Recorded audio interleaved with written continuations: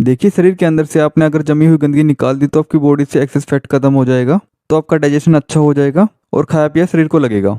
कुल मिलाकर आप कह सकते हैं कि मोटा इंसान पतला होकर नॉर्मल साइज में आ जाएगा, क्योंकि उसकी बॉडी के ऑर्गन फालतू की चर्बी को हटा देंगे। और कमजोर पतला इंसान भी नॉर्मल साइज में आ जाएगा, क्योंकि उसकी बॉडी के ऑर्गन शरीर में मसल की कमी को पूरा करके आपको स्वस्थ इंसान बना देंगे।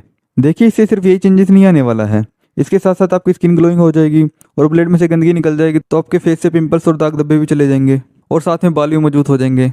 बॉडी के अंदर से गंदगी निकलने पर आप शरीर में एक अलग ही एनर्जी फील करोगे। आपकी सारी बीमारी धीरे धीरे खत्म होने लगेगी। इससे आपको शरीर के हर एक ऑर्गन में फायदा होगा।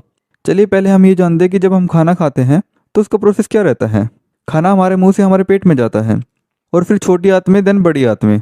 इसके बाद ये वेस्ट के रूप में बाहर आ जाता है। देखिए, फलों को पचाने में हमारा डाइजेस्टिव सिस्टम लगभग 3 घंटे लेता है और सब्जियों को पचाने में लगभग 6 घंटे लेता है और अनाज को पचाने में 18 से 20 घंटे लग जाते हैं। अब देखिए, फल और सब्जियां तो हमारा डाइजेस्टिव सिस्टम एक ही दिन में ही पचा लेता है और अनाज तो हम दिन में 2 से 3 बार खाते हैं। मतलब पहले वाला पचा नहीं और हम दोबारा अनाज खाने लगते हैं।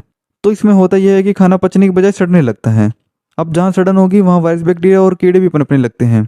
जैसे हम सब ने सुना है कि पेट में कीड़े हो गए हैं। अब ऐसा तो नहीं है कि उस व्यक्ति ने कीड़े खाए होंगे, ये कीड़े उस सड़न की वजह से पैदा होते हैं। अब जहाँ सड़न होगी वहाँ गैसेस भी रिलीज होगी, जिससे हमको गैस्ट्रिक प्रॉब्लम भी होती है। और ना जाने हमने कितने fast food, burger, chow mein, biscuit, नमकीन खाए होंगे जो पेट में बड़ा सड़ रहा है, क्योंकि इन सब में फाइबर नहीं होता है। ये हमारे पेट और रातों के अंदर जाकर चिपक जाते हैं और वहाँ सड़ते रहते हैं। अब जहाँ सड़न होती है वहाँ वायरस, बैक्टीरिया पनपते हैं और फिर वहाँ घाव होने लगता है, जिसे हम इन्फेक्शन कहते हैं। और जैसे जैसे घाव बढ़ता रहता है फिर वो इन्फ्लामेशन में बदल जाता है, जिससे बॉडी को बहुत ज़्यादा नुकसान होता है। और ये हम समझ ही नहीं पाते कि हमारे शरीर के साथ ऐसा क्यों हो रहा है। आप देखिए, ये हमारी आंत है, ये एक पाइप जैसी होती है। और जब हम इंसान की बनाई हुई ऊटपटांग चीज़ें खाते हैं, जैसे बर्गर, पिज्जा, चाउमीन, बिस्किट, नमकीन वगैरह वगैरह, ये सब हमारी आंतों में भीतरी दीवारों पर चिपकने लगता है और सड़न करता है। और जब हम खाना खाते रहते हैं तो ये उस खानों को आंतों में से निकलने ही नहीं देता है, जिससे कुछ लोगों को भूख लगनी बंद हो जाती है और इसी से कब्ज, पाइल जैसी समस्या भी होने लगती है। अब ये भी जानिए, जो हमारी छोटी आंत होती है यही खाने को ऑब्जॉर्व करके ब्लड में भेजती है, जिससे हमारे शरीर को एनर्जी मिलती है और हमारे शरीर का विकास होता है। और अगर इसी आंत पर गंदगी जमा होती है तो ये गंदगी को ऑब्जॉर्व करके ब्लड में भेज देता है और फिर ये ब्लड हमारे पूरे शरीर में सर्कुलेट होता है। और अब ये ब्लड में गंदगी हमारे फेस पर जाती है तो इससे फेस पर पिंपल्स और दाग धब्बे होते हैं। और स्किन में रहता है तो वहाँ पर सोराइसिस और स्किन एलर्जी जैसी बीमारियाँ होती हैं। ऐसे ही सारी बीमारियाँ आती हैं। जैसे हार्ट की नसों में ये गंदगी जमती है तो व्यक्ति को दिल की बीमारियाँ होती हैं। और यही गंदगी किडनी स्टोन, यूटेरस में सिस्ट, फाइब्रोइड्स होने लगती है। और अगर बड़ी आंत में जमने लगी तो उससे होगी कब्ज। और यही गंदगी हमारे रेस्पिरेटरी सिस्टम में जमने लगी तो उससे होगा अस्थमा। और यही गंदगी आर्टरीज में जमने लगी तो होगा कोलेस्ट्रॉल। अब देखिए, अगर आपने ये गंदगी साफ नहीं की और गंदगी बढ़ाते चले गए तो इससे होने लगेगा ट्यूमर और फिर कैंसर। तो इस शरीर का सिंपल सा फंडा है शरीर की सफाई। जैसे हम बाहर से शरीर की सफाई रखते हैं, वैसे ही शरीर की डेली अंदर से भी सफाई होनी चाहिए। अब आपको करना क्या है वो देखिए।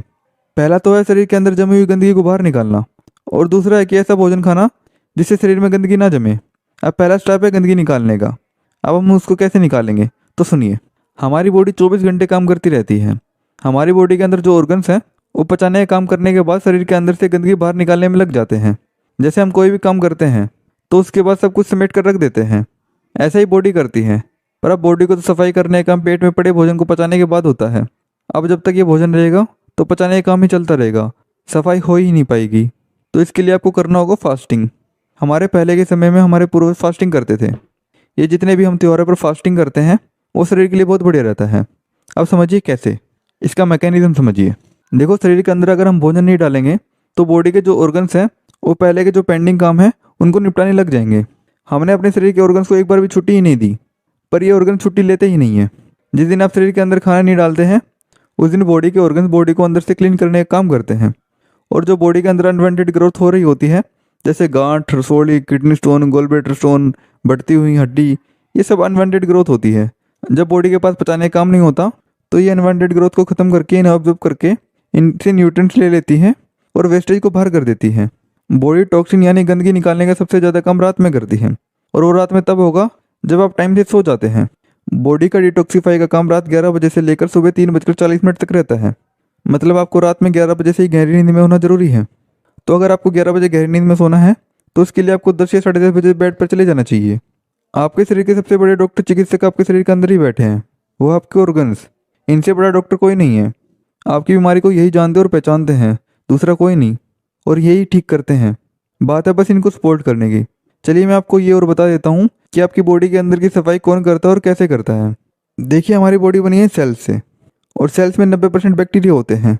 ये गुड बैक्टीरिया होते हैं। एक एग्जांपल ले लेते हैं। जैसे एक हॉस्पिटल में सभी तरह का स्टाफ होता है। जो पेशेंट को ट्रीट करते हैं वो होते हैं डॉक्टर। और जब शाम के टाइम हॉस्पिटल बंद हो जाता है तो सफाई वाले कर्मचारी आकर पूरे हॉस्पिटल की सफाई करके चले जाते हैं। ऐसा ही कुछ होता है हमारे शरीर के अंदर। आपने बहुत लोगों से सुना होगा कि रात का डिनर सूरज डूबने से पहले कर लेना चाहिए। आज मैं आपको उसका मैकेनिज्म बताता हूँ। देखो, सूरज की रोशनी के समय हमारे पेट में एसिड तेज रहता है। मतलब कि आप जब उस टाइम पर कुछ खाओगे तो पेट में पड़ा एसिड उस चीज़ को पचा देगा।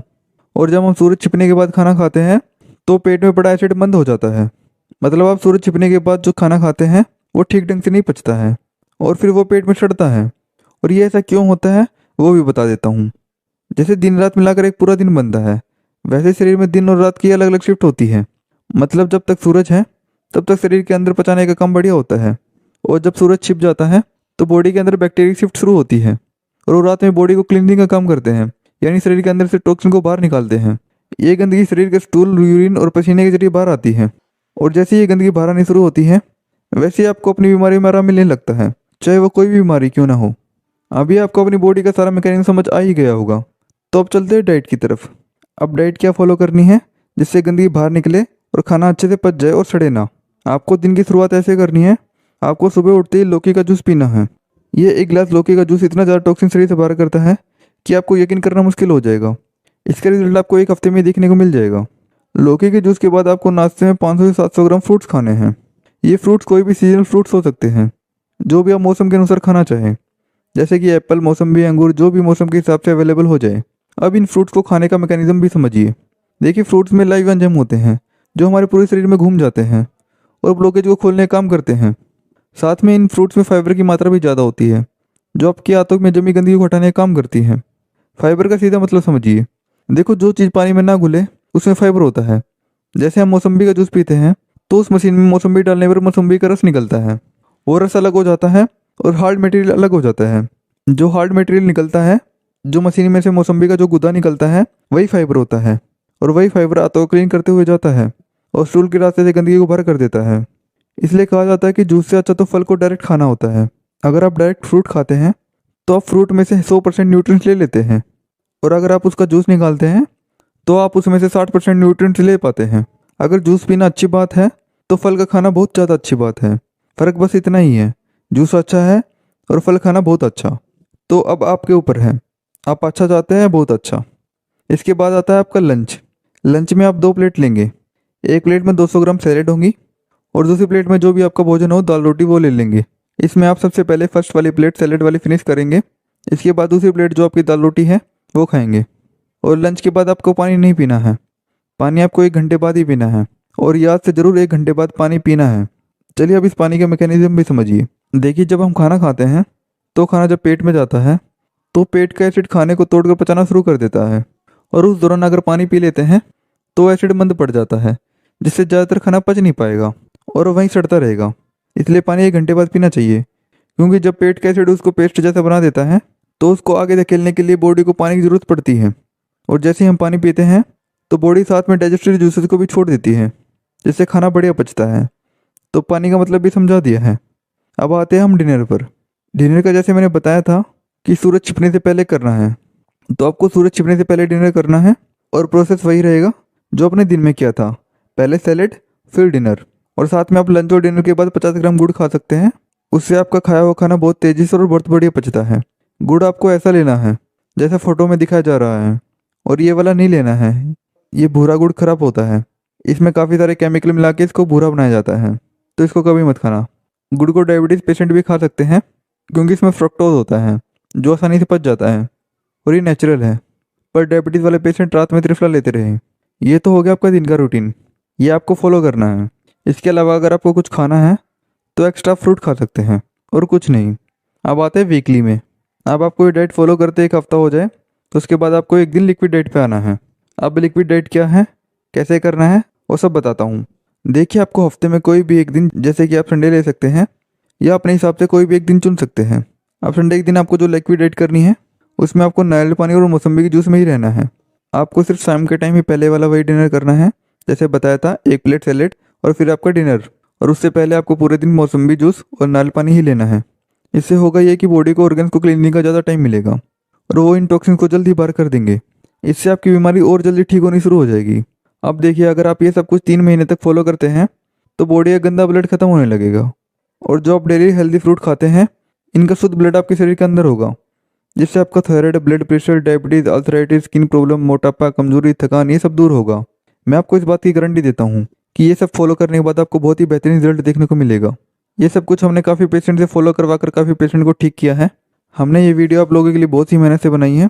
तो इस वीडियो को एक लाइक करके चैनल को सब्सक्राइब जरूर कर देना और अपने दोस्तों और घर के लोगों के साथ ये वीडियो जरूर शेयर करना, क्योंकि हेल्थ ही सबसे बड़ा धन है। तो मिलते हैं नेक्स्ट वीडियो में। तब तक आप कम से कम 1 वीक के लिए इसको जरूर ट्राई कीजिएगा, क्योंकि 1 वीक में ही आपको रिजल्ट देखने को मिल जाएगा। धन्यवाद।